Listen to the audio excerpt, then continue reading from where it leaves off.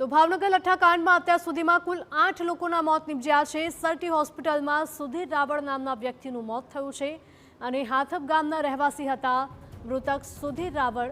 31 લોકો વિવિધ જિલ્લાની હોસ્પિટલમાં સારવાર હેઠળ છે। લઠ્ઠાકાંડના તમામ 13 આરોપી 10 દિવસના રિમાન્ડ પર છે। તમામ આરોપીઓને મેડિકલ માટે સરટી હોસ્પિટલ લાવવામાં આવ્યા। લઠ્ઠાકાંડ બાદ ગુજરાત પોલીસ પર પણ વરસી છે ગાજ અને ભરતનગર અને વર્તેજ પોલીસ સ્ટેશનમાં કાર્યવાહી થઈ।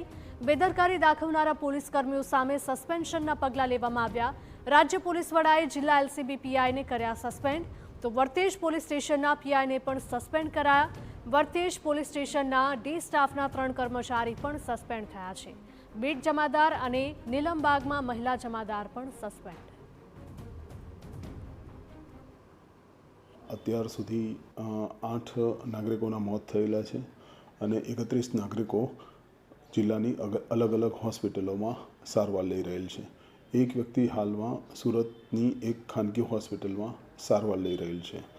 આ સંદર્ભમાં ભાવનગર જિલ્લાના એસપી તરફથી વર્તેજ પોલીસ સ્ટેશનના ડી સ્ટાફના 3 કર્મચારીઓને સસ્પેન્ડ કરવામાં આવેલા છે।